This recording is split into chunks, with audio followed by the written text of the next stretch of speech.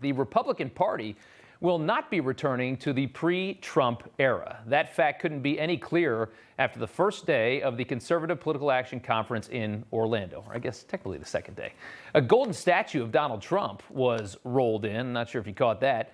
Of course, Trump will be speaking Sunday afternoon. We'll have full coverage right here on Newsmax. Everybody dying to hear what the former president is going to have to say. A lot of speculation on that. There were a lot of big names, though, today, and if you watched any of it, you noticed populism is now firmly the theme of the Republican Party. This is no longer a corporate-friendly political party. Take a listen to Congressman Matt Gaetz. The greatest threat to our liberty is big government, and the second greatest threat to our liberty is big business. Second greatest threat to our liberty is big business. Imagine a statement like that coming from a conservative 10 years ago. You'd never hear that. For decades, America was proud of its corporate culture. Massive multinational corporations were a point of pride for the United States and for Americans. Donald Trump exposed a lot of the realities of the corporate stranglehold on the U.S. Matt Gaetz continued on. Conservatives rightly rail against the evils of socialism, yet the China model perhaps embodies something more dangerous, and we're heading in that direction. A captive capitalism, a corrupt linkage between business and government that enriches the elites and reduces the rest of us to interchangeable parts. Very well put. When our corporations realized they could go around the American worker and make their widgets overseas and keep way more money for themselves, they abandoned us. The Republican and Democrat parties both allowed this to happen. The only difference is the Republican Party has now changed. We are officially done with globalism. The Democrats, however, are still all in. This is why all the corporations are backing Joe Biden. They will gladly take a small Democrat tax hike and then, of course, lobby for loopholes before they'll be forced to hire American workers and make their products in this country. American labor costs maybe 10 times what it does in China and Southeast Asia. Donald Trump's America First was a nightmare in progress for major corporations. In many ways, it leveled the playing field for small businesses and the American worker. Here's Senator Josh Hawley today. Not just for big tech, but for all of the huge multinational corporations that have sold us out to China, that have sold out our workers, that have sold out our jobs. They need to be broken up. And we need to have free, fair competition in this country again.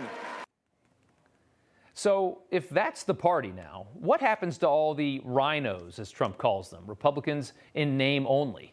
The corporations are turning liberal very fast. Corporate marketing commercials push woke agendas now. Corporate HR departments telling employees to be less white. They all backed Joe Biden's run for the White House, praying that they could hold on to the America of old, America the way it was before Trump.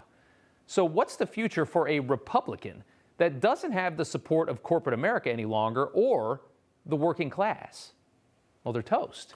It's impossible to see how any of those candidates ever win again in a primary or against a Democrat. Here's Donald Trump Jr. today slamming Wyoming's Liz Cheney. Lincoln Project Liz, as I'd like to call her, is the leader of that failed movement. And if we want to go back to losing, if we want to go back to an America Last policy, we should be following that. But I don't, and I don't think anyone in this room does either. Lincoln Project Liz. That's got to hurt. CPAC is a great bellwether for the Republican Party. There's a reason it gets so much attention. Even CNN showed up today. Later, we'll show you what happened to Jim Acosta. You're going to crack up. But this is a big deal. Right now, you could see the Republican Party just clearing a path for Trump again. It kind of seems like that's what's going to have to happen. No politician who has adopted Trump's America First agenda could possibly run against him, right? The question is, will he actually run? It's kind of starting to feel like he's going to. If so, he may have a perfect running mate in Ron DeSantis. The Florida governor's popularity has skyrocketed through COVID. As Newsom and Cuomo slowly destroy their political careers with unnecessary and even harmful lockdowns, the DeSantis response has been rocket fuel for his popularity. He's protected the elderly while letting the less vulnerable people live their lives. I've been down to Florida a few times in the last couple of months. It's incredible. It's the only thing that's gotten me through this winter. New Yorkers are fleeing this high-taxed hellhole as fast as they can for Florida, and it's no surprise why. Here was DeSantis today. Florida got it right, and the lockdown states got it wrong. All right, Florida is on fire, and DeSantis deserves all the credit. DeSantis now has a perfect resume to be a VP to Donald Trump in 2024. We'll see what happens. Hi, Emma Reckenberg here. If you like this video, there's a whole lot more to see on Newsmax TV. You can watch for free right here on our YouTube live stream and be the first one here each time our experts break down real news. Just hit that subscribe button, ring the bell icon, and stay with us on America's fastest growing cable news channel, Newsmax TV.